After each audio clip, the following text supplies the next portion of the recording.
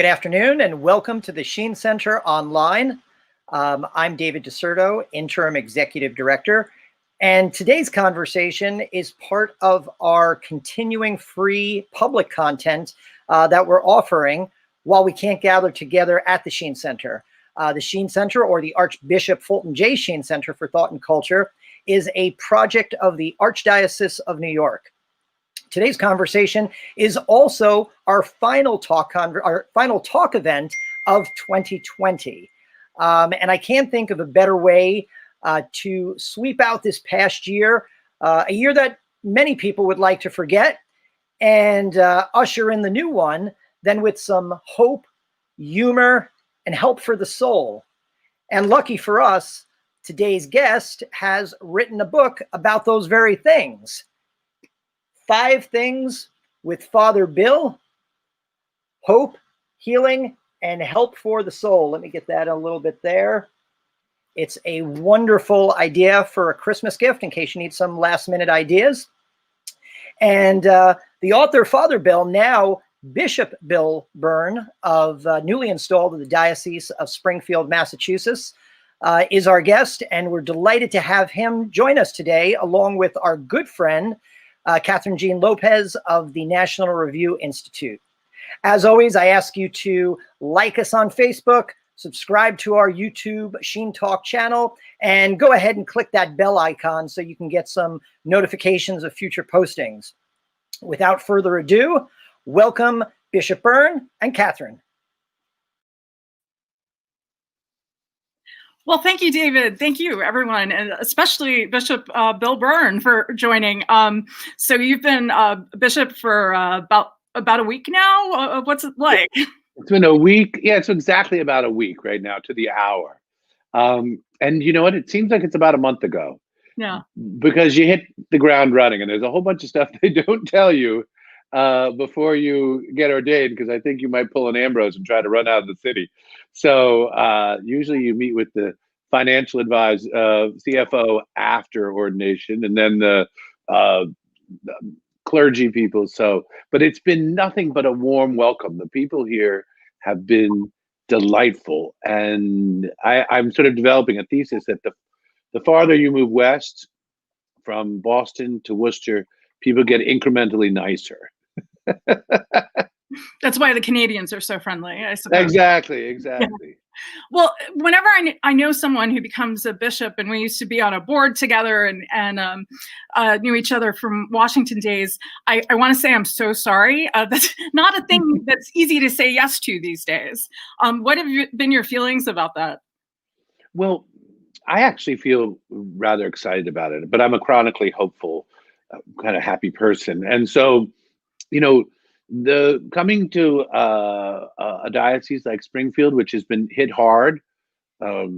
We've 2 of our former bishops have been accused, and one was of inappropriate sexual things. One was a definitive case. People are hurt and beat down, and it's almost a generation now of this experience here. So people are disengaged with the church. Of generation of children that don't know really who Jesus is at all. And so I could look at that and I could just put my head in my hands, or else I could say, you know what? I feel like St. Paul, who just stepped off the boat in Corinth, and I'm preaching the gospel anew to people who have never heard it. So I was meeting with a bunch of our younger priests yesterday, and I was giving them and feeling that fire with them, to say, wow, this is what an incredible apostolic opportunity we're all in right now. Yeah. This is the early church. So I know Jesus isn't done. So why am I going to get discouraged about it? Right.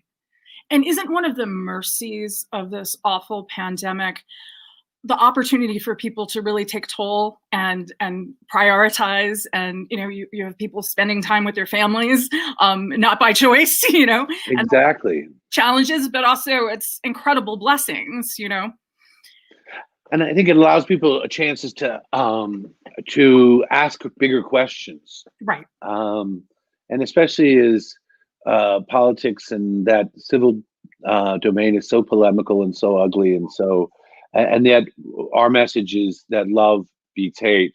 That death can never win, life will always win. Right. That Jesus is risen. Well, that message is ever radical and Right. ever new. I feel like after this year where, it has felt like a long Lent for a lot of people, we never actually quite got to Easter. This Christmas is an opportunity to celebrate Christmas like you never have before. You may not have parties and celebrations in the same way, but to really receive Christ into your life.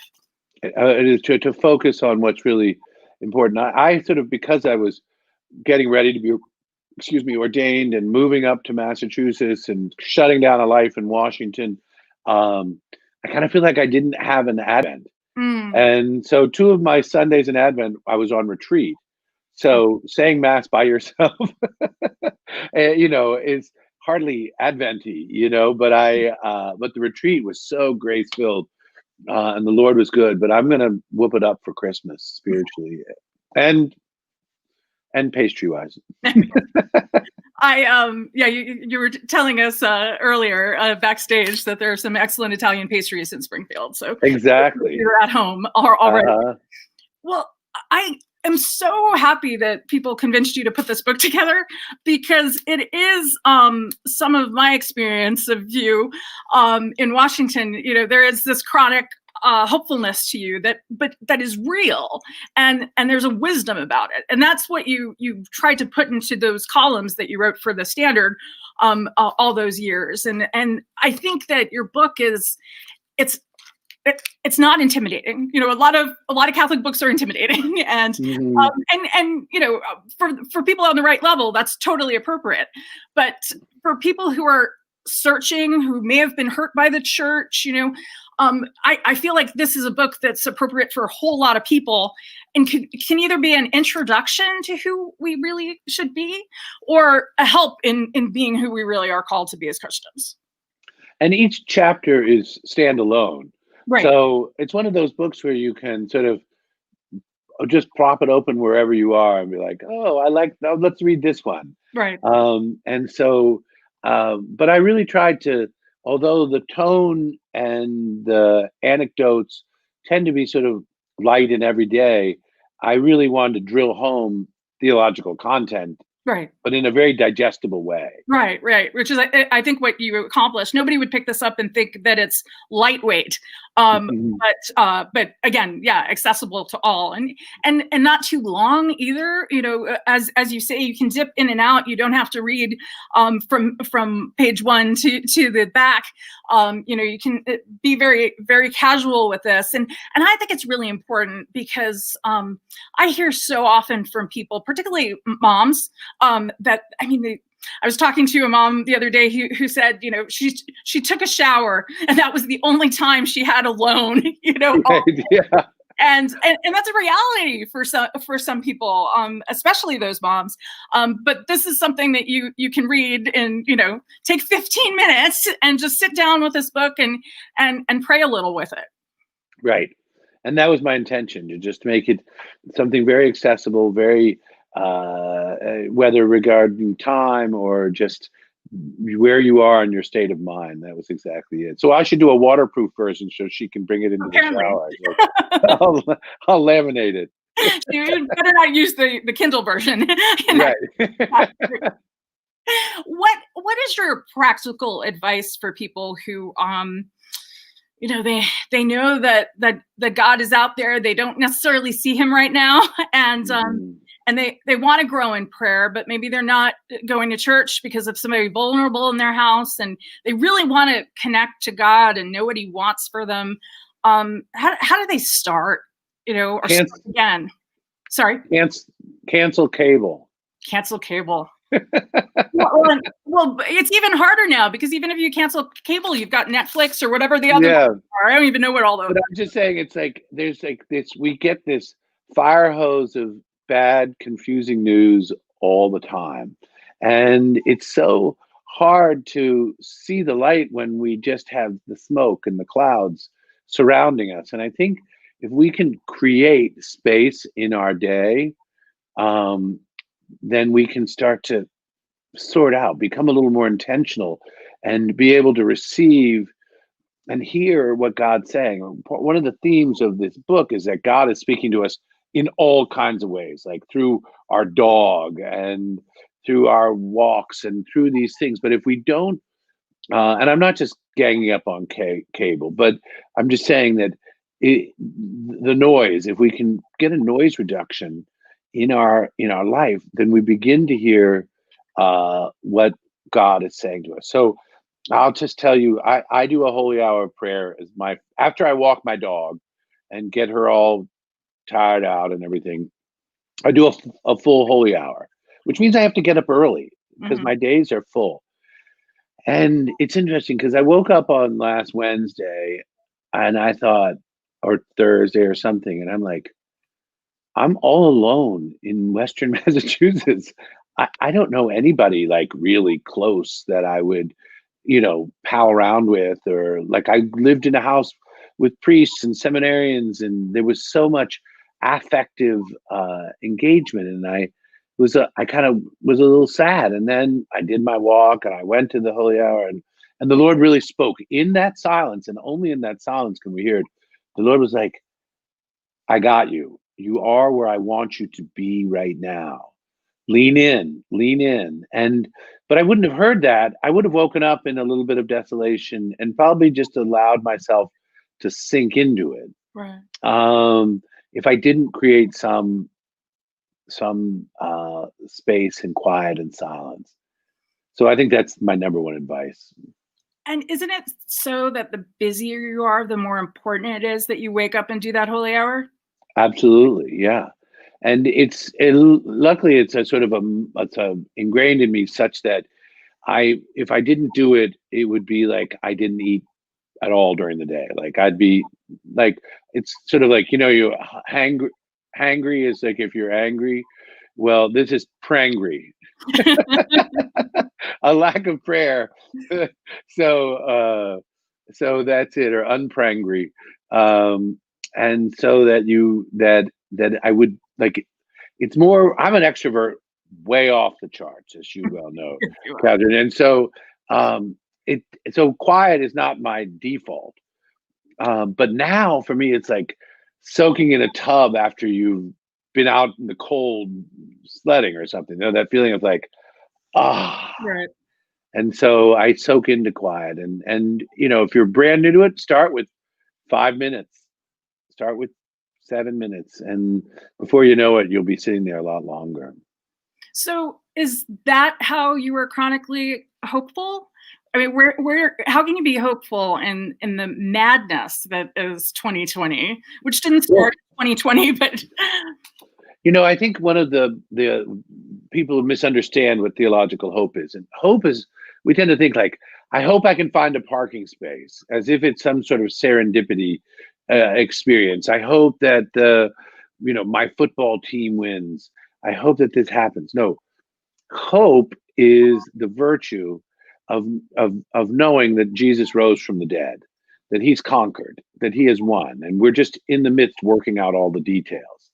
And so in that process, it's like, I don't see it now, but I know it to be true. Therefore, I'm going to live that reality. That's what true hope is always recognizing that Christ wins, that his love conquers all.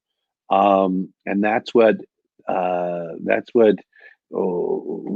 fills me in my prayer and what I feel called to bring. And that's why my motto as a bishop is from 1 Peter 1:3, which is, we have all been reborn into a living hope through the resurrection of Jesus. We've been reborn into a living hope. So in spem vivam, in a living hope, is my motto. Do you know, I didn't know that was your motto, but right before we went live, I grabbed a painting of St. Peter and put it here. I was thinking because you were successor to the apostles now, unlike the last time I talked to you, but maybe there was more to it I didn't know. So you talk about the virtues in the book as like muscles. You need to keep practicing them so they're strengthened. One of the things I keep I keep saying to people when they ask me my opinion on whatever crazy thing just happened, which happens constantly throughout a course of, Right. Mm-hmm.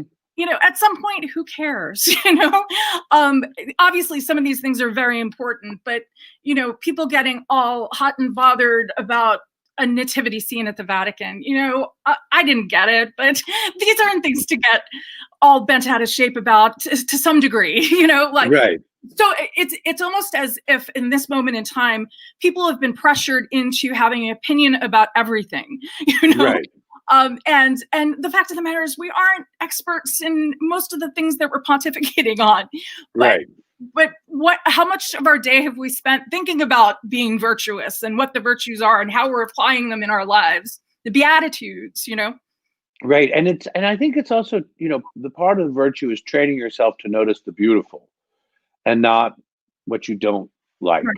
And Right. yet we spend so much time on just that, on noticing the what's unattractive. And so it's about making a choice to love, or making a choice, the virtues of faith, hope, and love, or making a choice just to be joyful. You know, in a certain sense, I could get stuck on the bad, but then the bad wins. Right. I Right. choose to let joy win. Well, and isn't that our mission as Right. right? Exactly.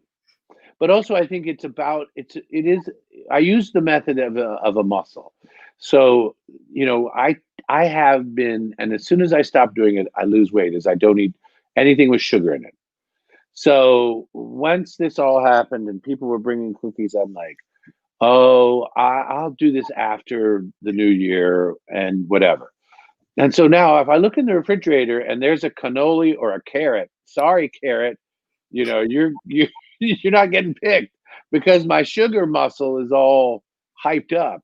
But as soon as I detox from it for a couple days, then I'm like, a carrot, you know, a broccoli, and suddenly the good, the healthy starts to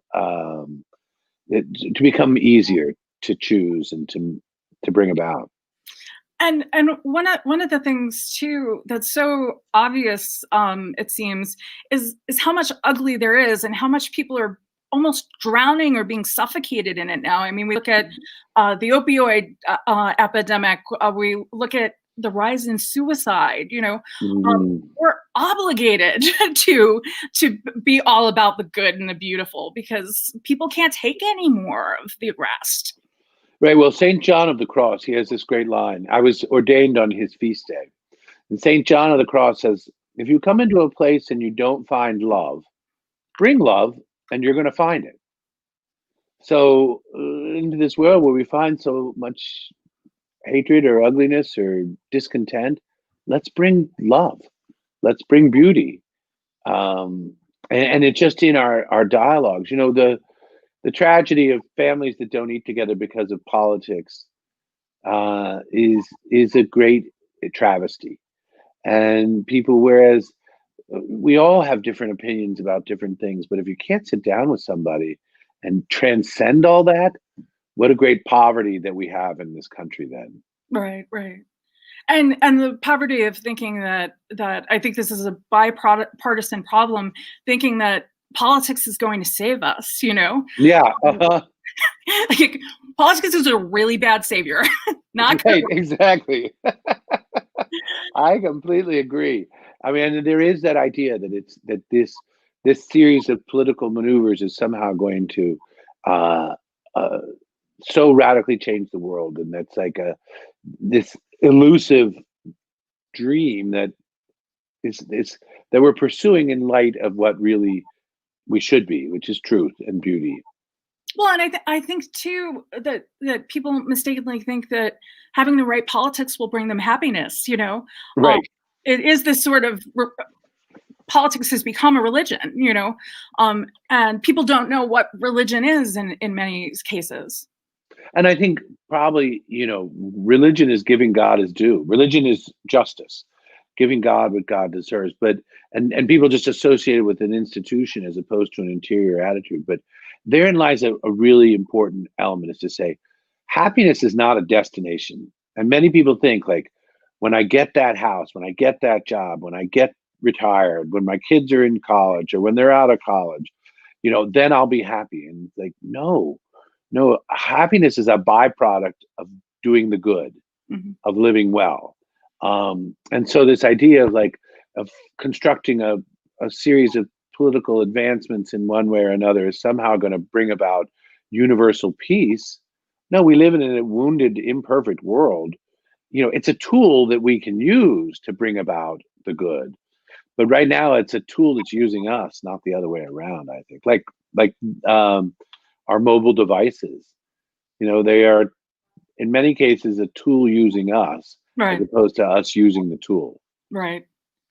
And the fact of the matter that it is in everybody's hands constantly, we need to do a better job of making there be beautiful things there that can Exactly. for Christ. For example, the Sheen Center. Yay, they're taking the internet and turning it into an incredible opportunity for us to share together and to grow in love with in Christ, with under the patronage of this great shepherd, Fulton Sheen. Well, and I think one of the blessings of this time is, I used to be one of the people who, if you asked me to do a Skype interview instead of can we just do the phone call? Don't have to brush my hair. It's just be here, worry about the backdrop, all these things. But the pandemic, keeping people in their homes, it has been unprecedented in terms of the Sheen Center used to have to get people in seats. Now you just have to turn on your computer, which you already have on anyway. Right, exactly. And you're at your desk, and it's much better than doing your work. Yes, it is. We won't tell anybody. We won't tell your bosses that you're watching this. Actually, at National Review Online in our early days, people would always say that to us. You're going to keep me from. I'm going to get fired if my boss finds out how many times I'm logging on during the day. Wear your earbuds, okay? Wear your earbuds when it's on. There you go. One of the things that you talk about in the book is taking religion personally. What's your advice on how to really make Christmas personal this year? Receiving Jesus in a whole new way. So this is sort of me just to start this at a higher level. One of the sort of theories I have about ministry and about why I wrote these columns is, it goes back. This was a spiritual inspiration that I had from Gary Marshall, the producer of Happy Days and Laverne and Shirley. I was reading his something he had written, and he said, somebody asked him why his shows were so fluffy or whatever, and he said, most of the world is school. I want my shows to be recess. Now, in reality, kids don't learn if they don't have recess. If they don't get out and run around and have fresh air and go play and use that other parts of your brain of creativity. And in a way, I feel like we've made church school. We've made it into this experience of like the priest sort of talks down. Many people feel that way. They feel talked down to and stuff. And I thought, faith should be recess, not school. I mean, I'm not saying denigrating school as if that's a bad thing. I love school and I love learning, but just the concept of like, it should be the place where we play with our friends and get refreshed and breathe in fresh air of ideas and the Holy Spirit and and it should have some pomp to it. I don't know if you watch The Crown, but who doesn't love all that stuff of carriages and those costumes and stuff? In a way that the play, I think Bishop Barron brings this out in a couple of his things of just how it should be play, and in a way, and not to say not to say it is childish, but rather refreshing. Mm-hmm. And so I think first and foremost is the joy of Christmas needs to be captured in sort of the mystery of what's happening, of just the sheer meditation of the on any part of the Christmas story, whether it be this little family wandering through and finding no place, and the great Caesar Augustus in Rome is mentioned in one, and then the line of being laid in a manger, this place of insignificance, but yet the place for food. It's just like the awe and wonder of the one great king who's soon to be replaced by the King of Kings, born into obscurity, and sort of inviting that the Christmas story more deeply into your imagination, and making sure, if you're able to go to church, that you celebrate, and that you sing Christmas carols, whether you're in the shower or who doesn't love to belt them out, and the gathering around the table, um, and sort of intentionally making sure that it's yummy and beautiful, and light candles instead of and turn off the stuff around. And I think that's part of the way, is to understand that God wishes to refresh each one of us. And if we find the place where we need the most refreshment, that's the place where God most wants to come. That the place of our deepest desire, and it could be even like desires we'd be embarrassed to tell other people. If we go to those places of desire, we realize that that's the place where Jesus can rule, can enter in, can be, so if you're feeling lonely, invite Jesus into that loneliness, um, and into that specific place of our deep desires, and therein we will find the answer to the question of every human heart, as St. John Paul II said. What gives you confidence in your faith? And I'm thinking of, a person who might happen upon this and say, well, that sounds like a nice story, but they people don't trust anyone anymore. So they're having a hard time trusting this story about this man named Jesus, Well, one of the things is I think people that are a lot smarter than me believe the story. So Catherine Jean Lopez believes the story. It's gotta be true, St. Thomas Aquinas believed it. It's gotta be true. Yeah, that's another one. Augustine, that's another one. The three of you, that's my list. And but I also think, there are two things that are part and parcel to faith. There's the message, and there's the teller of the tale. So if I asked you, Catherine, if you believe that I have an elephant in my backyard, that's a matter of faith, because you can't see my backyard. But if I've always, no matter where I've lived, I've always kept elephants, you'd be like, oh, that's a believable story. And then you say, I trust Father Bill, so the message rings true. I trust the teller of the story. And so first of all, the message of Jesus Christ, it rings true to every heart. If you really study what Jesus says, and you start to hear what he has done, and then the story of the resurrection, on which the whole thing turns. It's easy to believe a guy got killed, but did he rise again from the dead in 3 days? That's where the teller of the stories come in, because the apostles, the first of which I am now a successor, the first guys that heard this message, and the women that went with them in telling these stories to everyone they met, there was no upside to being an apostle. It wasn't like, hey, great, okay, here's your cool condo in New York, and you can go live there or whatever. No, they went out, they told people Jesus rose from the dead, they talked about his message, and they got stoned and beaten, put in jail. Then they escaped, they got back in, and as soon as they got out, they started doing it again. They started telling, and that's been the story for 2,000 years. The teller of the story has not changed, and the church is still telling the story, and it's an unchanged story. It's not like there was asterisks that said, well, we kind of rethought this at this point in our lives. No, it's this continuous telling of the same tale. So it rings true, and then the teller of the story is so key. And so, like I said, Caesar Augustus, who's celebrating his birthday on Friday? Nobody. Nobody cares. And if you ask the average person that's not, studying it at that very moment, they could tell you very little about old Caesar or about Quirinus, who was the governor, or Pontius Pilate. Nobody knows except if it's in relationship to Jesus in large part. So those kingdoms, republics, reichs, empires have come and gone, and the kingdom of God is still at hand. What keeps you from losing hope when there's such division, even in our own church? Obviously, all the Christian church, but in our own church today.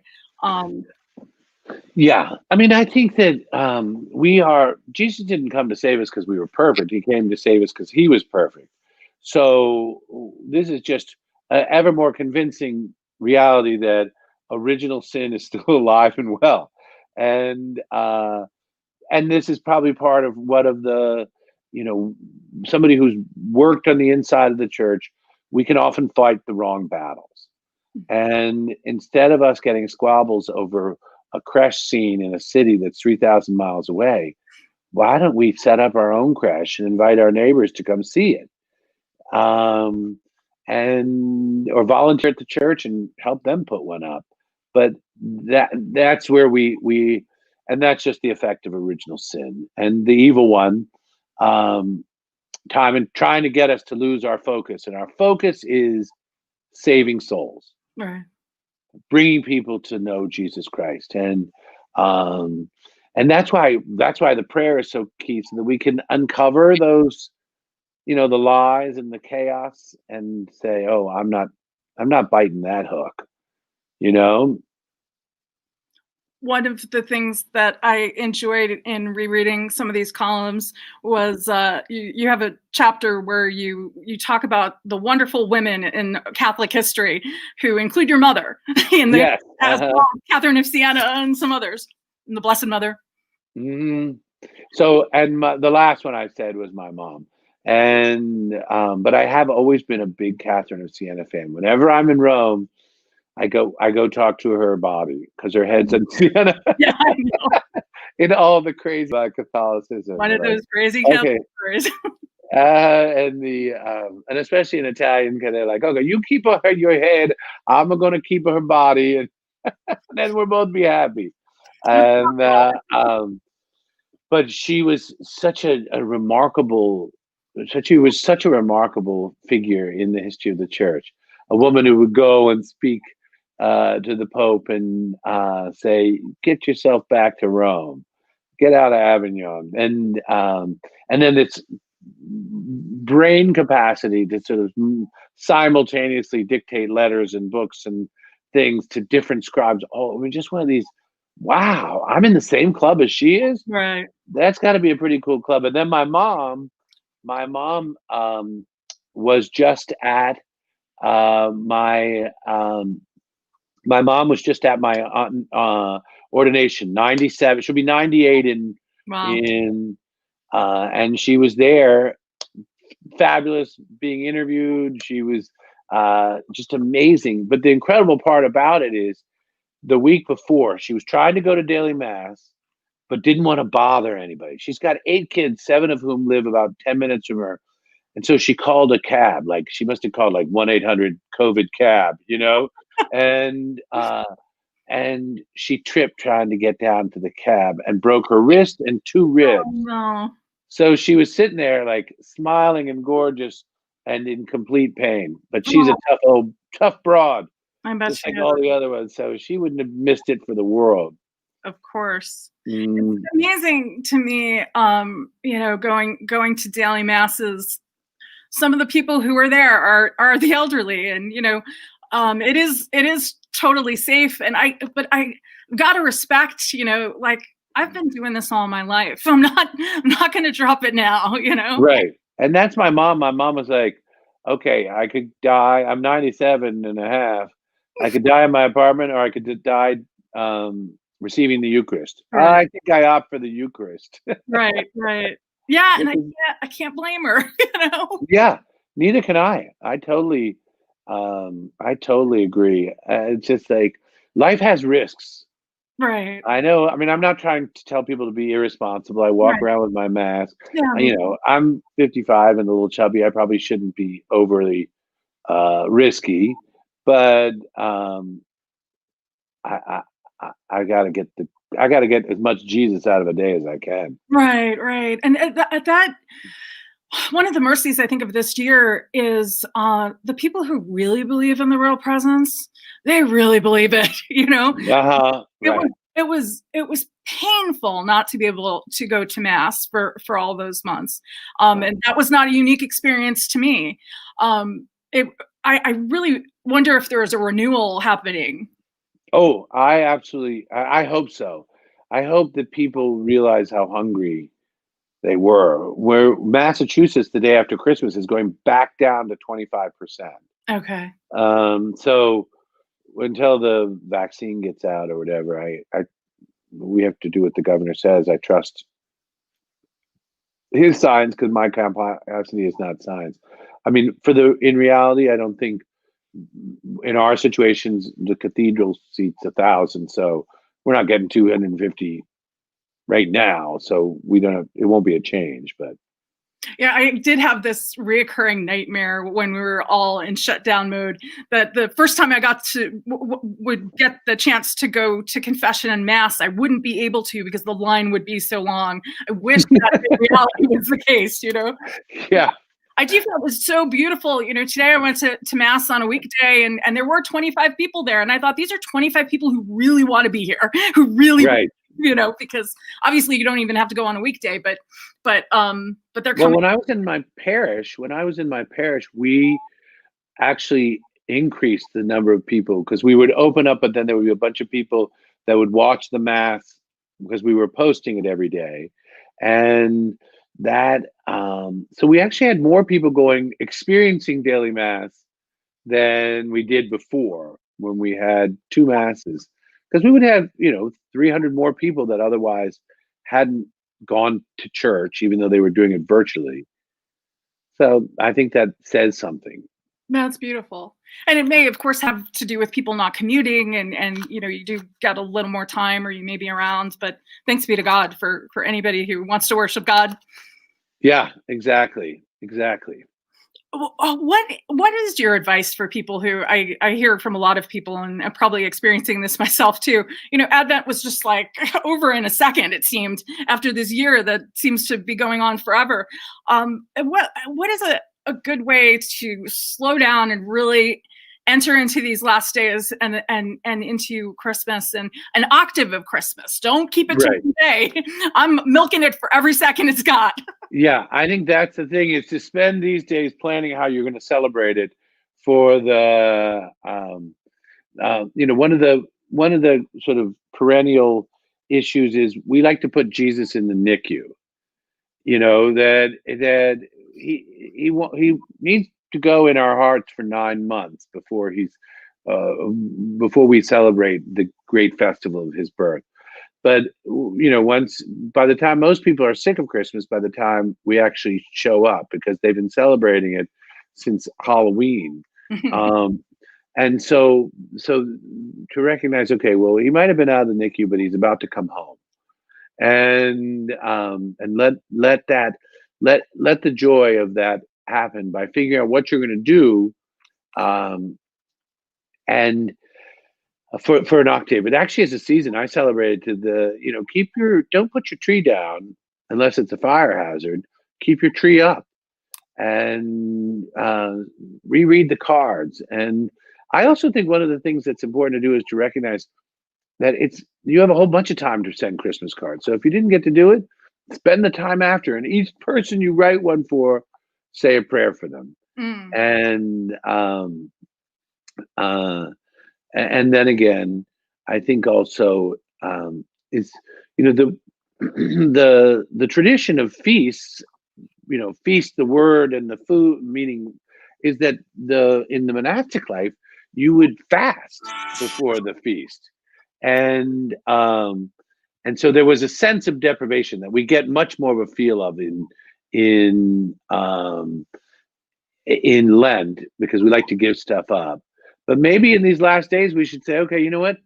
I'm not going to eat any cookies till Christmas. I'm going to pull a little mini fast. I'm going to not celebrate this till Christmas Eve. I'm going to wait and nog it up on Noel. And so maybe it's just to pull yourself out of the nosedive of it being sort of a miserable Advent by trying to finish strong. I did it's hard to me to believe, but I did the 10K for the vocations in the Marine Corps Marathon. And as you finish it at Iwo Jima, the one with the guys with the flag, Marines with the flag. And so you finish this thing uphill. And there's a whole bunch of Marines lining each side. So as you're puffing, you suddenly hear this like, finish strong, finish strong. It's one of my metaphors for purgatory, is running up that last hill. But I can tell you that in another time. But I say finish strong, like make it up to the top of the hill by maybe a little bit of self-deprivation, so that you can feast on the feast of Christmas. One of the things about this year that could either be a mercy or we maybe missed the lesson of is you were talking earlier about making the perfect plan for when you're going to be happy, and one of the lessons I think of this year is that we're all vulnerable and we're all going to die, and there's been both an element of charity and protecting other people, but there's also definitely been this tremendous fear of death, and there are very prudent and practical reasons that people stay home, but there was also that fear factor. And how going into a new year can people approach that tremendous fear in a healthier, more spiritually fruitful way? Well, I mean, the paintings of saints, we went down to the portrait gallery around the Vatican. It wasn't uncommon for the saint to be portrayed with a skull on his or her desk or somewhere in the image. And that's called a Memento Mori, a reminder of death. And I kind of early one time I sort of did some concentrated prayer time on what if I were going to die right now? And what did I need to do to be ready? And so if you thought this was your last day, it would be a pretty fabulous day. You wouldn't be picking fights with your siblings or somebody like that, or you wouldn't be annoying. You'd probably say, if you were said goodbye to someone, you'd probably say, I love you, or thank you, I'm sorry. So that meditation on death itself can be fearsome, or it can be really fruitful to recognize, okay, I'm someday is going to be the last day, and it could be today, or it could be 40 years from now. I don't know. My time is in his hands, not the other way around. And so if we, so what I do say is stare it in the face, look it in the face and say, okay, what if I were to die right now or next week? What do I need to take care of? Because heaven is a grudge-free zone. You can't be dragging your grudges in there. And so that's why I would say face the fear and turn it into fruitful. And call up the people that you know. I had a couple, I did a funeral and he died, just massive heart attack and like late 50s. And the wife had gone away for business. And she said, the last thing I said to him was, I love you. And she said, I can't tell you how glad I am that was the last thing he heard. And maybe that's what we need to do, is if we stare, maybe that's what you should do for the next 3 days. The reason Jesus was born so that we could live forever. And that's why I think a lot of people end up dying at Christmas time, around this time, because I think it's such a season of grace that he calls people into his arms, but also as a reminder that this isn't just about a baby or Santa. If Christmas is Buddy the Elf, well, then death is tragic, or Santa only. then dress death as a tragedy. But if it's about the birth of a savior, then all of a sudden we realize that death is a birth into eternal life. And so it's uncomfortable always, but I think it's worth going eye to eye with death and saying, okay, think you're going to scare me? No, I'm going to say I love you a lot more. Yeah. Yeah. Well, and also, suffering, one of the perennial questions people ask when we're faced with a pandemic or something is, why on earth would God permit this, but what a meditation it is on what love is, right? Mm-hmm. God would bother to come to be one of us, which can be a very challenging thing, and right. And to save us. But look over my shoulder. Look over my shoulder. Look at God. He wasn't like he said, okay, go ahead and suffer, and I'm just going to be here, in my feather bed or whatever. No, his was the cross. And that's where we say, oh, wow, this is an invitation to follow him, to sanctify my suffering, and not to just have it be me, be miserable. Right, right. You have a chapter on New Year's restitutions. Mm-hmm. That might be a good idea for this year. What's your advice there this new year? Yeah, I mean, I think when I think about, people are, I've heard it a lot say, I can't wait for 2020 to be over. And in a way that's if you just look at everything as if it's the bad, these things, we've been wearing them. I'm sick of it. I get it. We're all sick of it.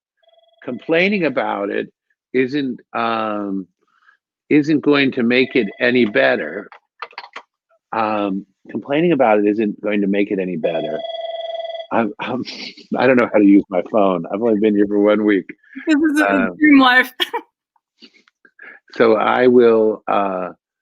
Hopefully they'll call back. And so that's why but there was a lot of blessings.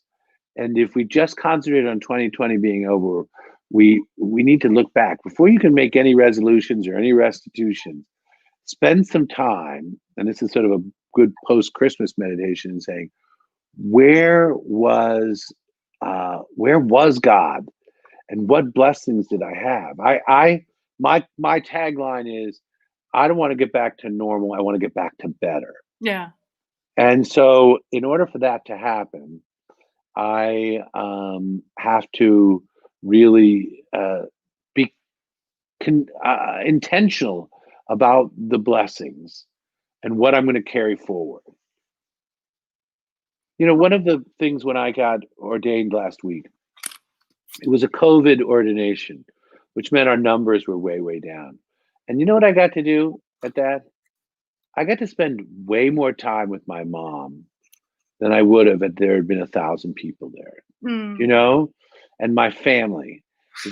Sure, it wasn't like this, circus comes to town experience, but in a way, it created an intimacy that otherwise would not have been.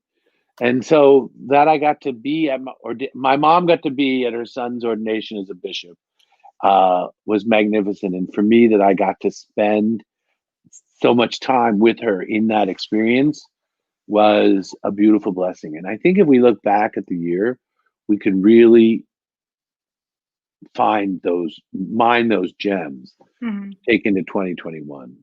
And you talk about one of your chapter titles is Easily Forgotten Blessings. And isn't it important sometimes to write those things down, because the devil's going to try to steal them from you, Yeah, exactly. No, it really happened.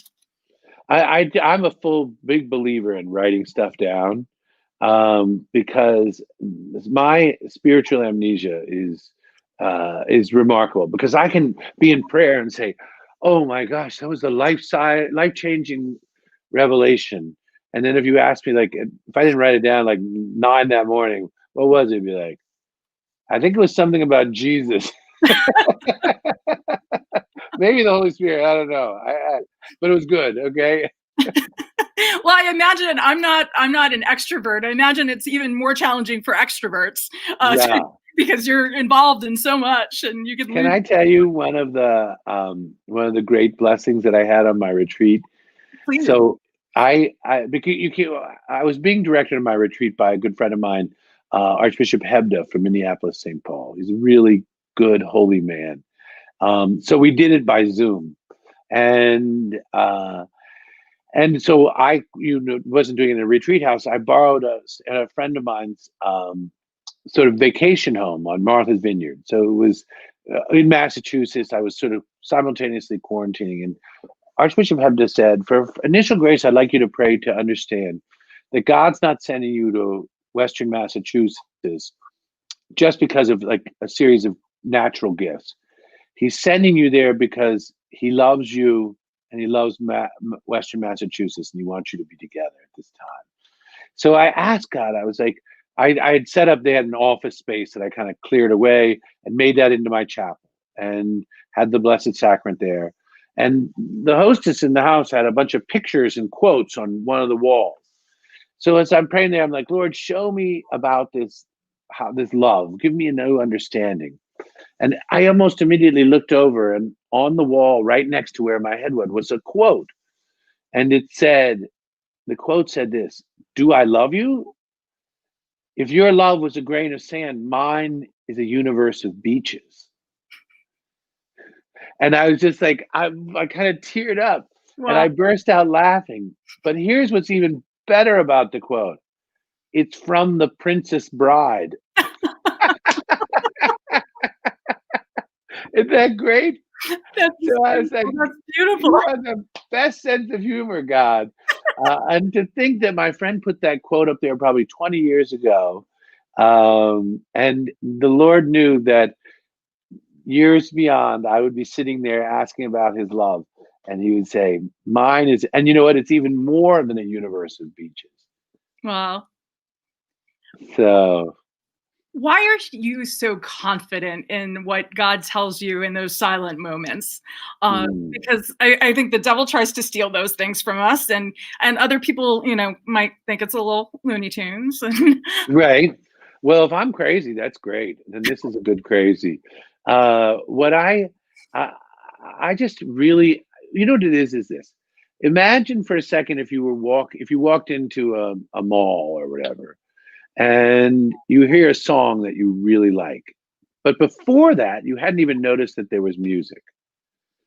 And then it was just because something seemed familiar or triggered something to you. And if you just stop for a second and think, the love of God and that whole is being played all around you.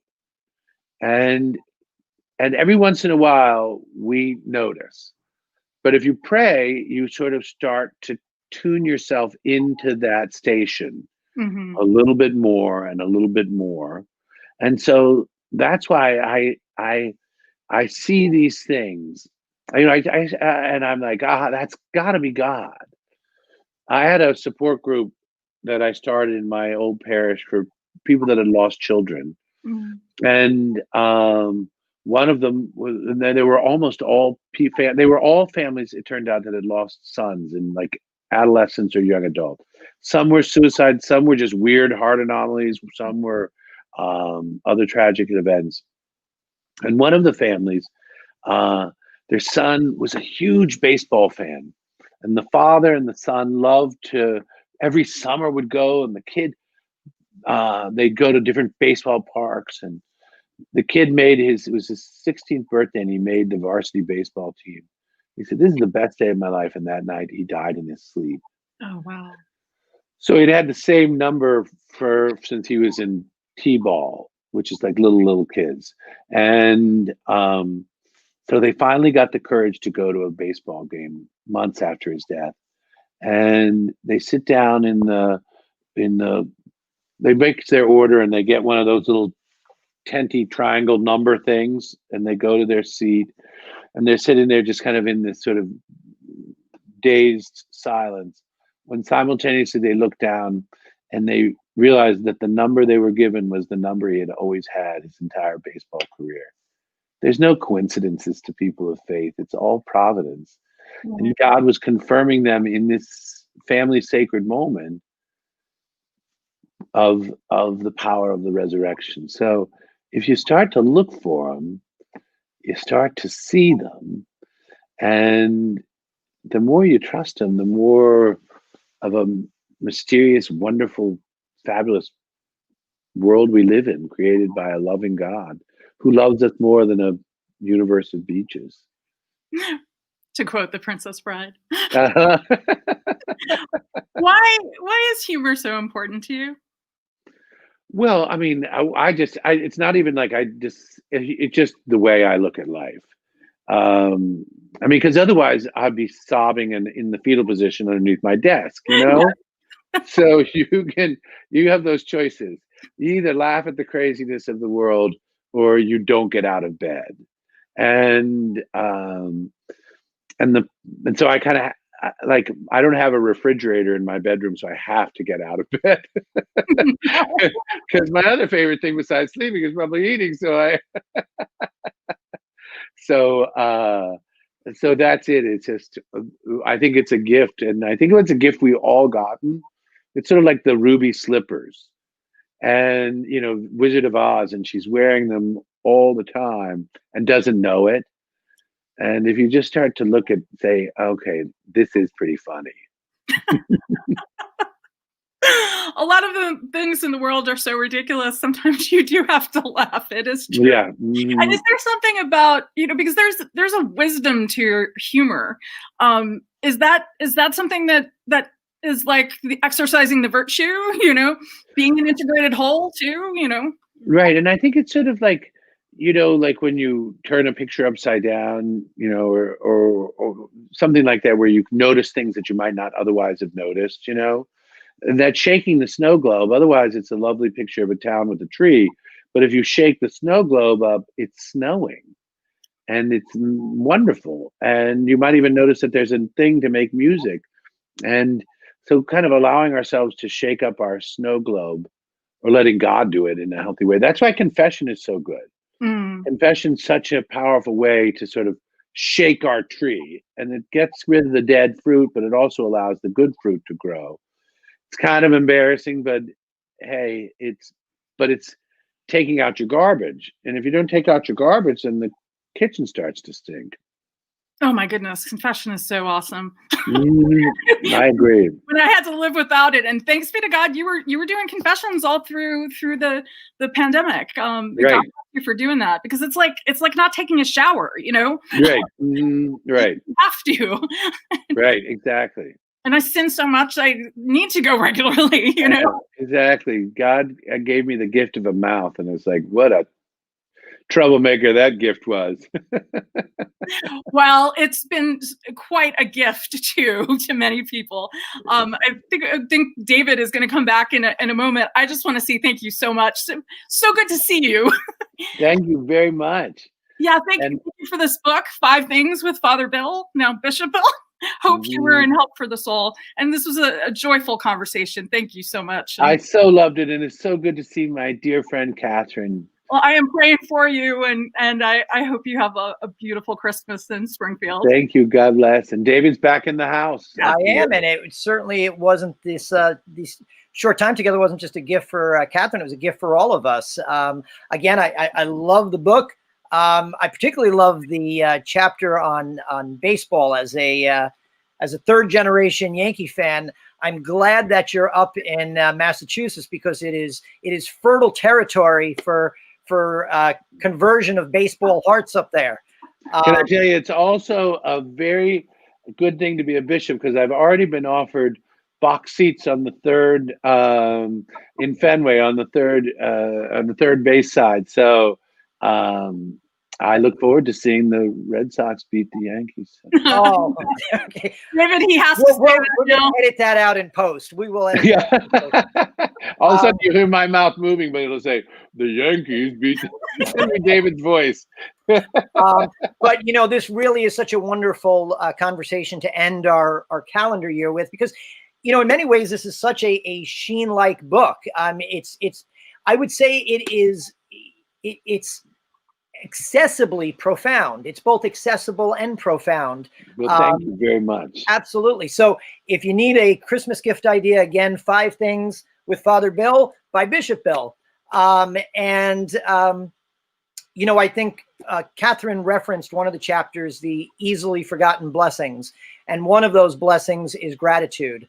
So again, I want to say thank you again for sharing some time with us, for sharing your wisdom and your wit, and showing that those are not mutually exclusive, that you can be wise and witty at the same time. Thank you for, you know, the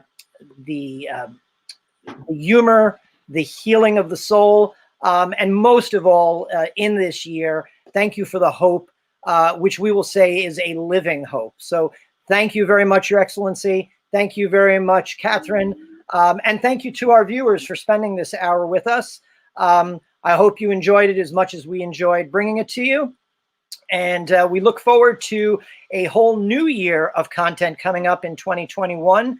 But we can't do it without your help. So as always, we ask if you are able to consider making a donation to the Sheen Center. Whatever gift, no matter how small, makes a very big difference. And if for whatever reason you can't support us financially, we certainly ask you that you support us with your prayers, which is even more important. So on behalf of everyone at the Sheen Center, to all our viewers out there, a very blessed Christmas and a happy and healthy new year. Until next time, stay safe, be well, God bless.